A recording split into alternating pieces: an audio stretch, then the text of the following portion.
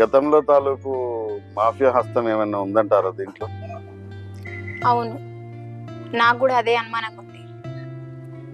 కానీ ఈ విషయం గురించి మా ఆయనకు కానీ మూడో కంటికి కానీ తెలియదు. అర్థమైందా? Okay madam. ఓకే. ఎంక్వైరీ